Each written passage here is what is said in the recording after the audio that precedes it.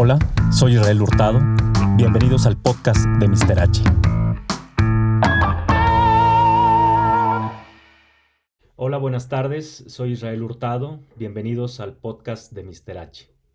El día de hoy quiero comentarles algunos temas y algunos puntos específicos en relación a la transición energética y en relación al hidrógeno, que es justamente lo que estamos impulsando, eh, desde la Asociación Mexicana de Hidrógeno, y yo en lo personal soy un fiel creyente del impulso a este vector energético. También en pláticas que he tenido y en webinars y en Zooms que he tenido, pues siempre surge la pregunta de, bueno, ¿y qué es el hidrógeno? O finalmente, eh, como que hay un cierto desconocimiento en el tema. Entonces, el día de hoy básicamente quería comentarles algunos puntos específicos del hidrógeno. El tema es amplio, no lo vamos a poder, digamos, agotar en una sola cápsula informativa como esta, pero bueno, pues vamos avanzando con algunos puntos y bueno, pues después podremos hacer otras cápsulas y otros podcasts donde abordaremos este tema que es bastante interesante y que es un tema que justamente está sobre la mesa en los esfuerzos que hay a nivel global de la lucha contra el cambio climático. Los esfuerzos también para descarbonización y de la transición energética pues pasan finalmente por utilizar hidrógeno verde en los procesos industriales y en diferentes usos y aplicaciones. También el hidrógeno azul, pero el que está realmente en la conversación para en la conversación pública, digamos, y los esfuerzos a nivel global es el hidrógeno verde. Entonces, cuando me preguntan, lo primero que me preguntan es, ¿qué es el hidrógeno? Y bueno, pues ahí tengo que decir que el hidrógeno es el primer elemento de la tabla periódica. Eh, es considerado un vector energético, no es una fuente primaria de energía. También me gusta decir que es un tema viejo nuevo, es decir, el hidrógeno se utiliza desde hace muchos años en diferentes procesos industriales. De hecho, el hidrógeno es uno de los combustibles que llevó al hombre a la luna. Imagínense, hace ya muchas décadas. Em, y finalmente también otra de las características importantes del hidrógeno es que es el elemento más abundante de la naturaleza, del universo. Sin embargo, em, no se encuentra solo en los elementos, siempre se encuentra compuesto. Por ejemplo, se encuentra compuesto en el agua o se encuentra compuesto en el metano.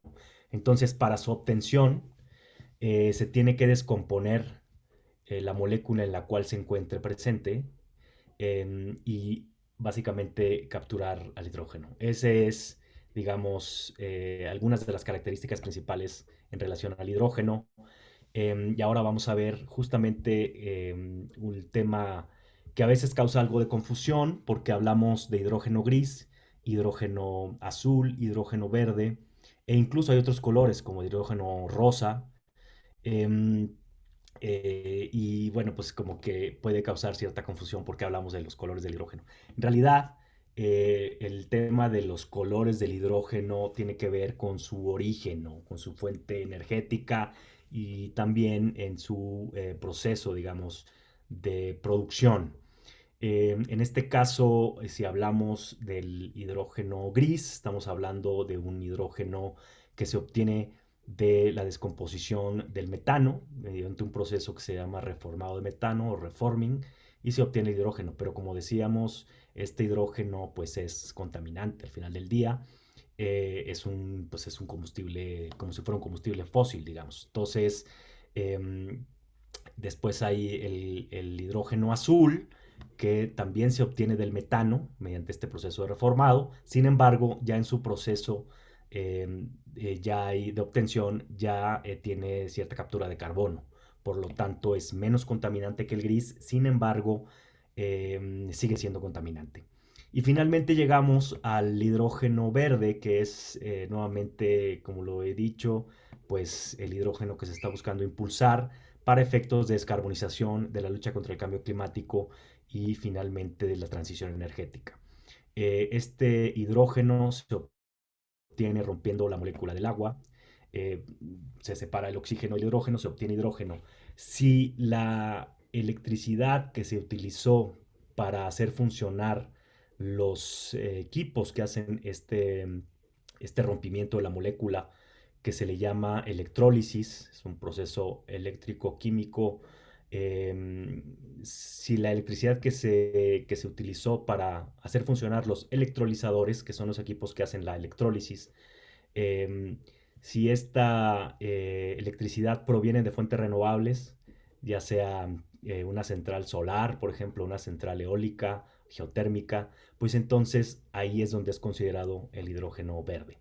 Em, Creo que es importante, pues, estas diferencias que existen entre los diferentes colores del hidrógeno.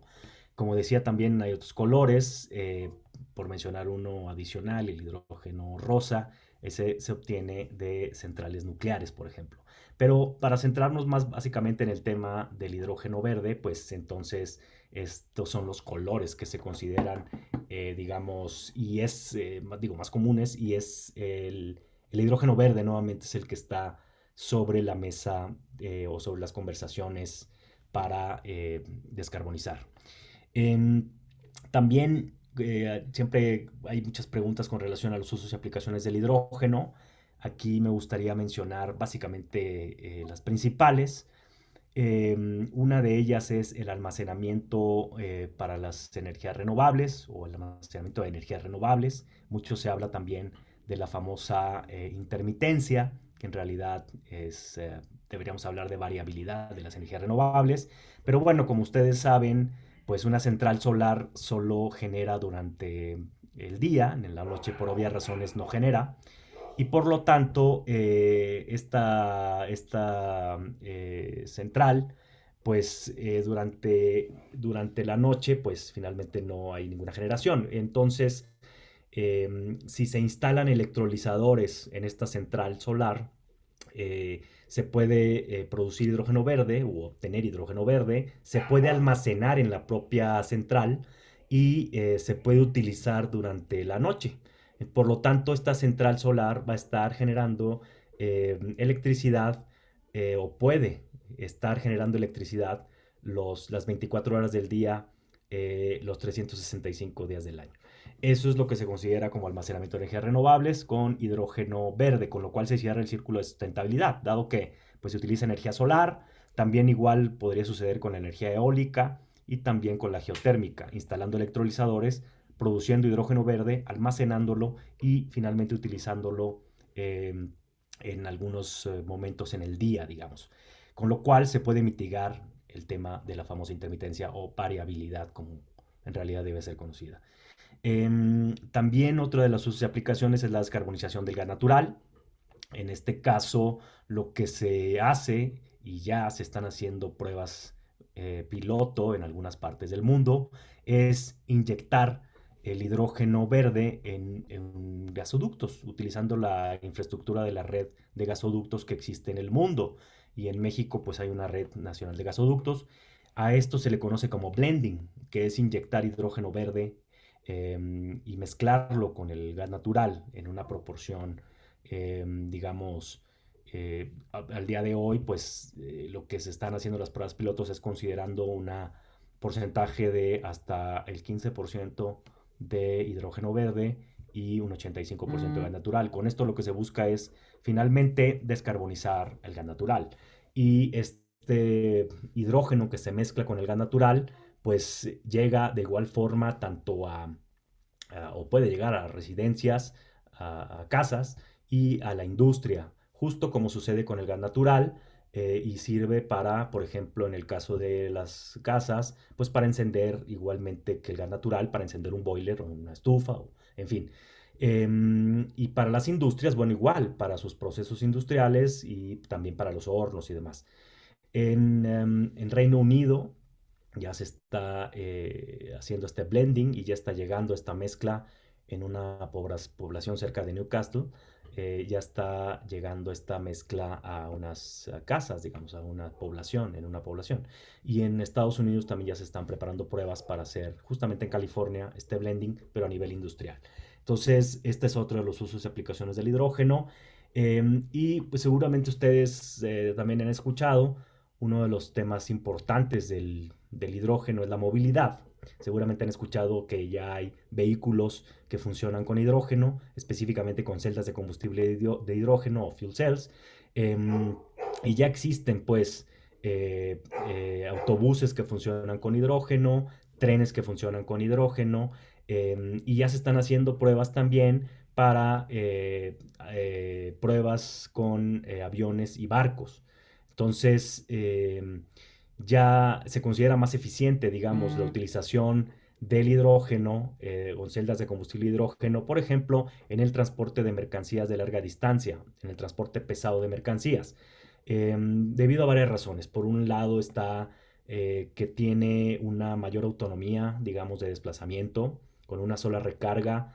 De hecho, hay vehículos que funcionan con una sola recarga de combustible de hidrógeno, de celdas de combustible de hidrógeno o de hidrógeno, en autonomías de hasta 1000 kilómetros. Es como si, por ejemplo, un vehículo carga en una hidrogenera, que así se le conocen a las estaciones de recarga del hidrógeno, como una gasolinera o como una electrolinera, se le conoce como hidrogenera, y puede cargar, por ejemplo, para dar un ejemplo, simplemente en la Ciudad de México, podría cargar y podría también recargar o llegar finalmente hasta la frontera con Estados Unidos, ¿no?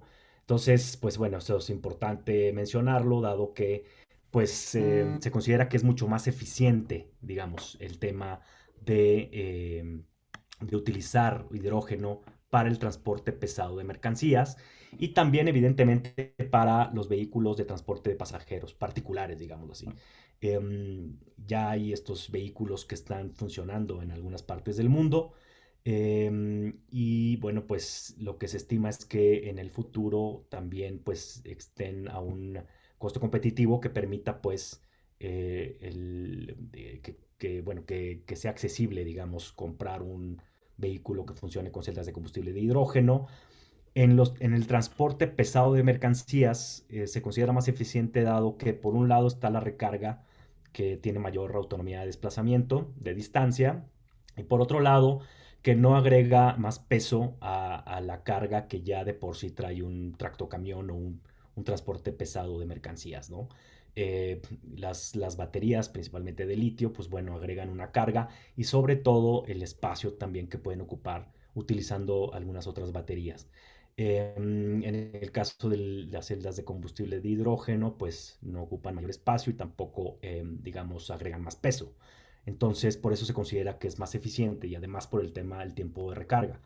La autonomía de desplazamiento y por otro lado la velocidad de recarga. Esos son muy importantes, esos puntos para que se considere en el transporte pesado de mercancías y también ya se están haciendo, como les decía, pruebas en aviones y barcos.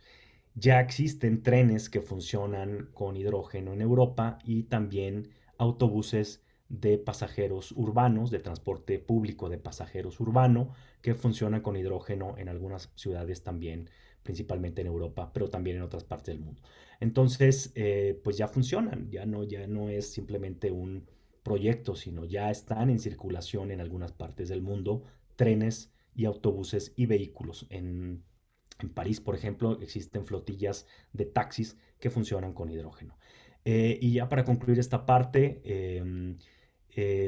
hay finalmente el proceso, otro de los usos es la descarbonización industrial, buscar justamente sustituir algunos combustibles fósiles por hidrógeno, hidrógeno verde, justamente para ayudar a que las industrias puedan descarbonizar y finalmente también que puedan contribuir a la lucha contra el cambio climático, que pues es una realidad. No hemos podido como sociedad, como industria, como gobiernos, contener el incremento en la temperatura del planeta. Se buscaba contenerlo en 1.5 o 2 grados, pero no hemos podido contener este incremento de la temperatura y los efectos del cambio climático, que algunos consideran que ya es emergencia climática.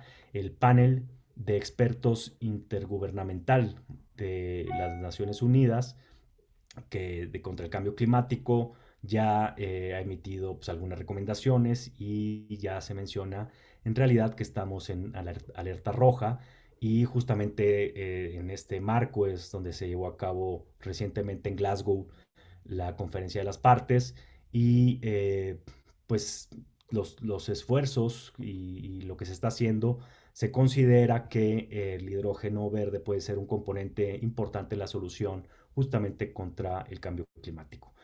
Bueno, hasta aquí yo dejaría el día de hoy esta cápsula inicial, digamos, para comentar los usos y aplicaciones del hidrógeno y en otra próxima cápsula seguiremos platicando de este tema que es apasionante, el hidrógeno verde. Muchas gracias y buenas, hasta luego.